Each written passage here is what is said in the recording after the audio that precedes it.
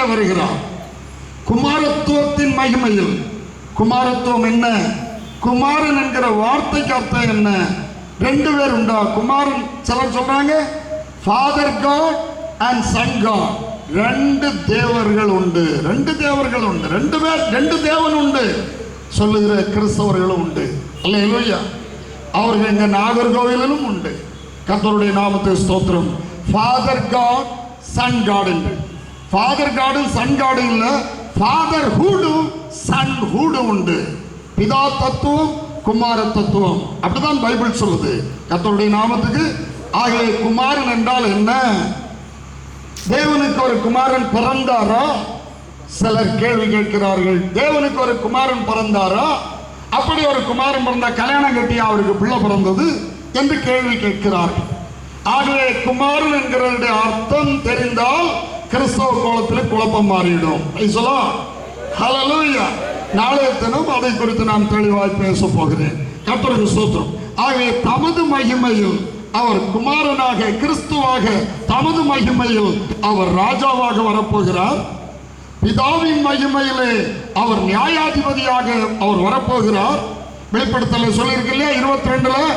ஹல்லேலூயா. இதோ சீக்கிரமாய் வருகிறேன், அவனவன் கிரியைகளுக்கு தக்கதாக நான் அளிக்கும் பலன் என்னோடு கூட வருகிறது. நான் அல்பாவும் ஒமேகாவும் ஆதியும் அந்தமும் முந்தினவரும் பிந்தினவருமாயிருக்கிறேன் என்று அருமை ஆண்டவர் இயேசு சொல்லுகிறார் அல்லவா? பிதாவின் மகிமையில் இந்த உலகத்தை நியாயம் தீர்க்கிற நியாயாதிபதியாக அவர் வெளிப்பட போகிறார். ஒரு வசனத்தை வாசியுங்கள். மீகா தீர்க்கதரிசியின் புத்தகம் 5ஆம் அதிகாரம் 1ஆம் வசனம். ஹல்லேலூயா. மீகா 5:1. இஸ்ரவேலின் நியாயாதிபதியை கோலினால் கன்னத்திலே அடிப்பார்கள். சேனைகளுடைய நகரமே, இப்பொழுது தண்டு தண்டாக கூடிக்கொள். நமக்கு விரோதமாக முற்றுகை போடப்படும். இஸ்ரவேலின் நியாயாதிபதியை கோலினால் கன்னத்திலே அடிப்பார்கள். நியாயாதிபதியை கோலினால் கன்னத்திலே அடிப்பார்கள். நியாயாதிபதினா ஜட்ஜ்னா எல்லாரையும் நியாயம் தீர்க்கிறவர். இப்ப நம்முடைய சுப்ரீம் கோர்ட்ல இருக்கிற ஜட்ஜ்னா நாட்டில் இருக்கிற அத்தனை பேர் மேல அவருக்கு அதிகாரம் உண்டு. சட்டத்தை கொண்டு தீர்ப்பது அவருக்கு அதிகாரம் உண்டு, வல்லமை உண்டு. ஆனால் நியாயாதிபதியை கோலினால் கன்னத்திலே அடிப்பார்கள். சர்வலோகத்துக்கும் நியாய தீர்ப்பு கொடுக்கிற நியாயாதிபதி ஆகிய பிதாவை கோலினால் கன்னத்திலே அடிப்பார்கள். அடிக்க முடியுமா? நியாய தீர்ப்பு கொடுக்கிறவர் யார் என்று வேதத்திலே வாசித்து பாருங்கள். 1 பேதுரு புத்தகம் 1ஆம் அதிகாரம் 17ஆம் வசனத்தை வாசித்து பாருங்கள். 1 பேதுரு புத்தகம் 1ஆம் அதிகாரம் 17ஆம் வசனம். அங்கேயும் பட்சபாதம் இல்லாமல் அவனவனுடைய கிரியைகளின்படி நியாயம் தீர்க்கிறவரை நீங்கள் பிதாவாக வருகிறபடியால் பாருங்கள், அவனவன் கிரியைகளுக்கு தக்கதாக நியாய தீர்ப்பு அளிக்கிற நியாயாதிபதியை நீங்கள் பிதாவாக தொழுது கொண்டு வருகிறபடியால். ஏசாயா 25:8-9 நம்ம ஏற்கனவே வாசித்தோம். இவரே தேவன், இவரே கர்த்தர், இவர் தேவனாகிய கர்த்தர். Price the Lord. இஸ்ரவேலின் நியாயாதிபதியை கோலினால் கன்னத்திலே அடிப்பார்கள்.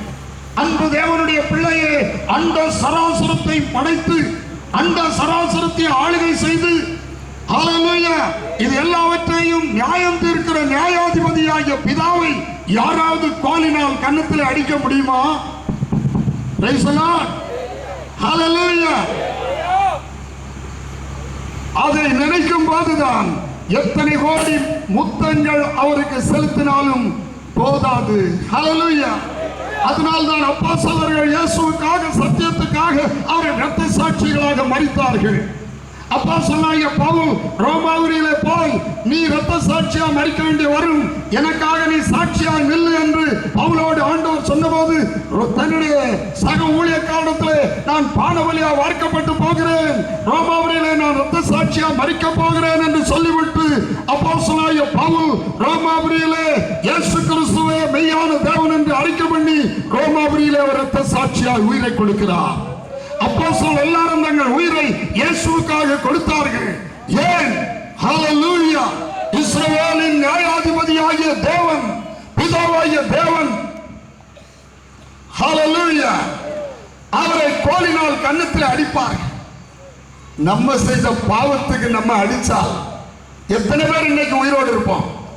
ஒரே ஒரு பொய் சொன்ன அனனியாவும் சப்பீராலும் தேவனுடைய அக்கினிமயமான பிரசன்னத்துக்கு முன்னே ஹார்ட் அட்டாக் உண்டான போல விழுந்து மரித்தார்கள் அல்லவா? இந்த உலகம் எத்தனை செகண்டுக்கு தாக்கு பிடிக்கும் என்று நான் கேட்கிறேன். விபச்சாரம், வேசித்தனம், அசுத்தம், காமவிகாரம், விக்கிரகாராதனை, பில்லிசூனியம், பகைகள், விரோதங்கள், வைராக்கியங்கள், சண்டைகள், பொறாமைகள், கொலைகள், வெறிகள், களியாட்டுகள், எல்லா அநியாயம் நிறைந்த இந்த உலகத்தை தேவன் பட்சிக்கிற அக்கினியாய் அவர் நியாயம் தீர்ப்பார் என்றால், ஒரு பொய் சொன்ன அனனியா சப்பீரால் கீழே விழுந்து சாகத்தக்கதாக தேவன் பட்சிக்கிற அக்கினியாய் வெளிப்பட்டது உண்மையானால், அவர் பட்சிக்கிற அக்கினியாய் வெளிப்பட்டால் இந்த உலகம் எத்தனை நிமிஷத்துக்கு தாக்கு பிடிக்க முடியும்? நாம் நிர்மூலமாகாதிருப்பது தேவனுடைய சுத்த கிருபையே. ஓ ஹல்லேலூயா, ஹல்லேலூயா. யோவான் எழுதின சுவிசேஷம் 1ஆம் அதிகாரத்திலே 17ஆம் வசனம் சொல்லுகிறது, நியாயப்பிரமாணம் மோசேயின் மூலமாய் வந்தது, கிருபை கிருபை கிருபையும் சத்தியமும் இயேசு கிறிஸ்து மூலம் உண்டாயிற்று. ஹல்லேலூயா. கிருபை, மனுக்குலத்தின் மேல் கிருபை, நாம் நிர்மூலமாகாதபடிக்கு நம்மை பாதுகாக்கும் கிருபை, நம்மை ரட்சிக்கும் கிருபை, நம்மை குணமாக்கும் கிருபை, பாவமர நம்மை கழுவும் கிருபை, நம்மை பரிசுத்தப்படுத்தும் கிருபை, நம்மை தேவனுடைய பிள்ளைகளாக்கும் கிருபை, நம்மை வல்லமையினால் நிரப்புகிற கிருபை, நம்மை பரிசுத்தவான்களை மாற்றும் கிருபை, தேவ மகிமைக்கு நம்மை உயர்த்துகிற கிருபை இயேசு கிறிஸ்து மூலம் உண்டாயிற்று. ஹல்லேலூயா. யார் இந்த இயேசு கிறிஸ்து? இஸ்ரவேலின் நியாயாதிபதியை கோலினால் கன்னத்திலே அடிப்பார். நியாயாதிபதியை கோலினால் கன்னத்திலே அடிப்பார். மல்கியா 4ஆம் அதிகாரம் 5ஆம் வசனத்தை வாசித்து பாருங்கள். அவர் பூமியை சங்காரத்தினால் அடிக்காதபடிக்கு எலியா தீர்க்கதரிசியை முன்னே அனுப்புவேன். ஹல்லேலூயா. இதோ கர்த்தருடைய பெரிதும் பயங்கரமான நாள் வருகிறதற்கு முன்னே, கர்த்தருடைய பெரிதும் பயங்கரமான நாள் வரும் முன்னே நான் உங்களிடத்திற்கு எலியா தீர்க்கதரிசி அனுப்புகிறேன். எலியா தீர்க்கதரிசி அனுப்புகிறேன். நான் வந்து பூமியை சங்காரத்தால் அடிக்காதபடிக்கு அவன் பிதாக்களுடைய இருதயத்தை பிள்ளைகளிடத்திற்கும் பிள்ளைகளுடைய இருதயத்தை அவர்கள் பிதாக்களிடத்திற்கும் திருப்புவார். ஹல்லேலூயா. பூமியை சங்காரத்தினால் அவர் அடிக்கிறதுக்கு முன்னே எலியா தீர்க்கதரிசி அனுப்புவாராம். ஏன்னா உத்தமமான ஜனத்தை, மனம் திரும்புற ஜனத்தை திருப்பி எடுத்துட்டு மீதி எல்லாத்தையும் சங்காரத்தினால் அடிக்கணும். இது மல்கியா 4:5 சொல்லப்பட்ட வார்த்தை. அந்த எலியாதான் ரட்சகருக்கு வழி ஆயத்தப்படுத்துகிற எலியாவாக யோவான் ஸ்நாபகனாக மாறி வந்தான் என்று இயேசு சொன்னார். ஹல்லேலூயா. மத்தேயு 17ஆம் அதிகாரம் 1 - 14 வசனத்தை நீங்கள் தொடர்ந்து வீட்டில் போய் வாசியுங்கள். யார் மல்கியா 4:5 சொல்லுகிற எலியா யார்? எலியாவுக்கு பின்பு பூமியை சங்காரத்தினால் அடிக்க நியாயத்திற்கு வருகிறவர் யார்? அன்பு தேவனுடைய பிள்ளைகளே, மீகா 5:1 சொல்லுகிறபடி இஸ்ரவேலின் நியாயாதிபதியாகிய பிதாவாகிய தேவன் ஏசாயா 9:6 குமாரன் பாலகன் குமாரன் அவர்தான் நித்திய பிதா சமாதான பிரபு. அந்த தேவன் தான், நியாயாதிபதி தான், நமக்காக கோரினால் கன்னத்தில் அடிபட வந்தார். ஹல்லேலூயா. பூமியை முழுவதும் சங்காரத்தினால் அடிக்க வேண்டியவர் நம்ம எல்லாருக்கா பதிலாக அடிபட ஆட்டுக்குட்டியானவராக மாறி வந்தார். ஹல்லேலூயா, ஹல்லேலூயா. அப்படித்தான் ஆண்டவருடைய வார்த்தை சொல்லுகிறது. நியாயாதிபதி அவனவன் கிரியைகளுக்கு தக்கதாக நியாய தீர்ப்பு அளிக்கிறவரை நாம் பிதாவாக தொழுது கொண்டு வருகிறபடியால், ஆகவே நியாயாதிபதியாக அவர் பிதா. அந்த பிதாவை, நியாயாதிபதியை கோலினால் கன்னத்தில் அடிப்பார்கள். அவர்தான் தேவன், அவர்தான் கர்த்தர், அவர்தான் நித்திய பிதா. கோலினால் அடிபட எபிரேயர் 2:14 படி பிள்ளைகள் மாம்சத்தை இரத்தத்தை உடையவர்களாய் இருக்க அவரும் அவர்களை போல மாம்சத்தை இரத்தத்தை உடையவரானார். பிள்ளைகளாகிய நம்மை போல அவரும் மாம்சத்தை இரத்தத்தை உடையவரானார். அல்லேலூயா. இதுதான் கிருபை, இயேசு கிறிஸ்து மூலம் உண்டான கிருபை நாம் இன்னைக்கு இரக்கம் பெற்று உட்கார்ந்து இருக்கிறோம். ஹல்லேலூயா. நாம் நிர்மூலமாகாதிருப்பது தேவனுடைய சுத்த கிருபையே, சுத்த கிருபையே. ஹல்லேலூயா. கர்த்தருக்கு மகிமை உண்டாவதாக. ஆகவே பிதாவின் மகிமையில் அவர் நியாயாதிபதி, பட்சிக்கும் அக்கினி. ஹல்லேலூயா. தமது மகிமையில் அவர் ராஜா. ஹல்லேலூயா. பரிசுத்த தூதர்களின் மகிமையில அவர் மணவாளன். ஹல்லேலூயா. மீட்பர் ராஜா, தேவன். மீட்க வந்தவர் மனிதன். கிறிஸ்து தூதனானவர் அவர் ராஜா. அவரை நியாயாதிபதியாகிய பிதா. உலகத்தை நியாயம் தீர்க்க வரப்போகிற நியாயாதிபதி இயேசு கிறிஸ்துவே. இயேசு கிறிஸ்துவை தவிர வேறொருவர் உலகத்தை நியாயம் தீர்க்க வரப்போவதில்லை. இந்த உலக கர்த்தாதி கர்த்தா, ராஜாதி ராஜா இயேசு கிறிஸ்துவே. வாசித்து பாருங்கள். வெளிப்படுத்தல் புஸ்தகம் 17ஆம் அதிகாரம் 14ஆம் வசனம். வெளிப்படுத்தல் 17, 14. வெளிப்படுத்தல் 19, 16, 19, 11 16 வரை நீங்கள் வாசிக்கலாம். இயேசு கிறிஸ்து தான் கர்த்தாதி கர்த்தா, ராஜாதி ராஜா. இவர்கள் ஆட்டுக்குட்டியானவருடன் யுத்தம் பண்ணுவார்கள். இவர்கள் ஆட்டுக்குட்டியானவரோடு யுத்தம் பண்ணுவார்கள். ஆட்டுக்குட்டியானவர் கர்த்தாதி கர்த்தர். ஆட்டுக்குட்டியானவர் கர்த்தாதி கர்த்தர், ராஜாதி ராஜாவுமாய், ராஜாதி ராஜாவுமாய் இருக்கிறபடியினால் ஜெயிப்பார். அல்லேலூயா. இன்றைக்கு தெய்வத்துவத்திலே இயேசு கிறிஸ்துவை குறித்து நேரடியாய் சொல்லப்பட்ட சில காரியங்களை மட்டும் முகவுரையாக நான் பேசுகிறேன். அடுத்த நாளிலே தான் உண்மையான ஆழத்திலே போய் இந்த விஷயங்களை நாம் தெளிவாக அலசி ஆராய்ந்து சிந்திக்க போகிறோம். அல்லேலூயா. கர்த்தருடைய பரிசுத்த நாமத்துக்கு ஸ்தோத்திரம். ஆட்டுக்குட்டியும் அவர்தான், ஆட்டுக்குட்டியை பலி செலுத்துகிற பிரதான ஆசாரியனும் அவர்தான், பலி அங்கீகரிக்கிற தேவனும் அவர்தான். வசனம் ஆட்டுக்குட்டி. யோவான் 1:29. உலகத்தின் பாவத்தை சுமந்து தீர்க்கிற தேவ ஆட்டுக்குட்டி. யோவான் 1:29. ஆட்டுக்குட்டியை பலி செலுத்துகிற பிரதான ஆசாரியன், ஆசாரியனும் அவர்தான். எபிரேயர் 3ஆம் அதிகாரம் 1ஆம் வசனம். எபிரேயர் 3:1. இனி அதை அங்கீகரிக்கிற, பலியை கொண்டு பரிந்து பேசும்போது அங்கீகரிக்கிற தேவனும் அவர்தான். சொல்லுவோமா? ரோமர் 9:5. இந்த இயேசு, இந்த கிறிஸ்து என்றென்றைக்கும் ஸ்தோத்திரிக்கப்பட்ட சர்வத்துக்கும் மேலான தேவன். வழியும் அவர்தான், சத்தியமும் அவர்தான், நித்திய ஜீவனும் அவர்தான். ஹல்லேலூயா.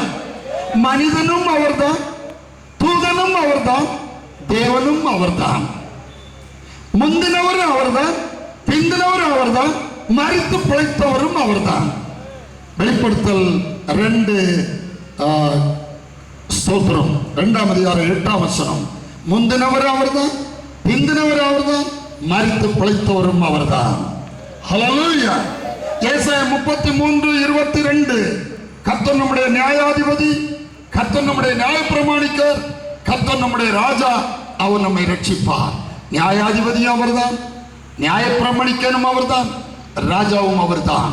அது அவருடைய 3 மகிமை. இந்த 3 மகிமையுடைய ஒரு நபராக கர்த்தராகிய இயேசு கிறிஸ்து அதிவேகமாய் வரப்போகிறார். Price the Lord. நம்முடைய அருமை ஆண்டவர் இயேசு கிறிஸ்து பிதாவின் மகிமையிலே உலகத்தை, கீழ்ப்படியாத உலகத்தை இரக்கமில்லாதபடி நியாயம் தீர்க்கிறவராக வரப்போகிறார். சங்கீதம் 2 கடைசி 3 வசனத்தை நாம் வாசிக்கலாம். இப்பொழுது ராஜாக்களே உணர்வடையுங்கள், பூமியின் நியாயாதிபதிகளே பார்த்துருங்க. பூமியின் நியாயாதிபதிகளுக்கெல்லாம் நியாயாதிபதி அவர். பூமியின் நியாயாதிபதிகளே எச்சரிக்கையாயிருங்கள், பயத்துடனே கர்த்தரை சேவியுங்கள், நடுக்கத்துடனே களி கூறுங்கள். பயத்துடனே கர்த்தரை சேவியுங்கள், நடுக்கத்தோடு களி கூறுங்கள். நடுக்கத்தோடு தான் களி கூறணும். அவருக்கு முன்ன அவர் அவ்வளவு பெரியவர், அவர் அவ்வளவு மகிமையானவர், அவ்வளவு பயபக்திக்குரியவர். ஹல்லேலூயா. நடுக்கத்துடனே கலிகூருங்கள். குமாரன் கோபம் கொள்ளாமலும் நீங்கள் வழியிலே அழியாமலும் இருக்கும்படிக்கு அவரை முத்தம் செய்யுங்கள். கொஞ்ச காலத்திலே அவருடைய கோபம் பற்றி எரியும். அவரை அண்டிக் கொள்ளுகிற யாவரும் பாக்கியவான்கள். உலகத்திலே அவருடைய இயேசு கிறிஸ்துடைய கோபம் பற்றி எரியும் பொழுது அவர் நியாயாதிபதியாய் பிதாவின் மகிமையிலே வெளிப்பட போகிறார். ஹல்லேலூயா. அவரே பரிசுத்தவான்களுக்கு ஆதாம் முதல் இன்று வரைக்கும், இயேசு வரும் வரைக்கும், ஹல்லேலூயா, பாவத்திலிருந்து விடுதலை பெற்ற எல்லாருக்கும் அவர் ராஜாவாக வரப்போகிறார். ஆனால் மணவாட்டி சபைக்கு அவர் மணவாளனாகவும் வரப்போகிறார். ஹல்லேலூயா. மணவாட்டி சபைன்னா பாவத்தை விட்டு மனம் திரும்பி ஆண்டவருடைய வார்த்தைப்படி முழுகி கர்த்தராகிய இயேசு கிறிஸ்துவ நாமத்தில் ஞானஸ்நானம் பெற்று அவர் கொடுக்கிற பரிசுத்த ஆவியை வாங்கி பரிசுத்தாவி பெற்று அவருடைய ஒழுங்கா ஆவிக்குரிய ஆராதனைகளில் பங்கெடுத்து உபவாசித்து ஜெபித்து கர்த்தருடைய கற்பனைகளுக்கு உத்தமமாய் கீழ்ப்படிந்து பழைய துர்க்குணம் எல்லாம் அழிஞ்சு மாறி ஆண்டவர் இயேசுவின் திவ்ய சுபாவங்களை பெற்று இயேசு கிறிஸ்துவுக்கு ஏற்ற பரிசுத்த வாழ்க்கை அடைந்து அவருக்கேற்ற மனைவியாக அவருக்கேற்ற பரிசுத்தத்தை அடைந்த பரிசுத்தவான்களாக ஜெயம் கொண்டவர்களாக மாறினவர்கள் மணவாட்டிக்குரிய மகிமை அடைவார்கள். அப்படிப்பட்ட ஜெயம் கொண்ட பரிசுத்தவான்களுக்கு அவர் மணவாளனாய் வரப்போகிறார். ஹல்லேலூயா, ஹல்லேலூயா. ஜெயம் கொண்ட பரிசுத்தவான்களுக்கு அவர் மணவாளனாய் வரப்போகிறார். கர்த்தருடைய பரிசுத்தமான நாமத்திற்கு ஸ்தோத்திரம். ஆகவே நியாயாதிபதியாய் அவரை சந்திக்க போகிறோமா அல்லது மணவாளனாய் அவரை நாம் சந்திக்க போகிறோமா? Praise the lord, praise the lord, hallelujah. யார் விசுவாசித்தாலும் சரி, யார் விசுவாசிக்காம போனாலும் சரி, இயேசு கிறிஸ்து தான். அவர் கர்த்தர் தான், அவர் தான் தேவன். இவர் என்றென்றைக்கு சோத்திரிக்கப்பட்ட சர்வத்துக்கு மேலான தேவன். ஆமென். நான் சொல்லல, நான் சுமக்கிற பரிசுத்த வேதாகமம் சொல்லுகிறது. ஆமென். அந்த வார்த்தையினுடைய உள்ளாழம் இவர் என்றென்றைக்கும் ஸ்தோத்திரிக்கப்பட்ட சர்வத்துக்கும் மேலான தேவன்.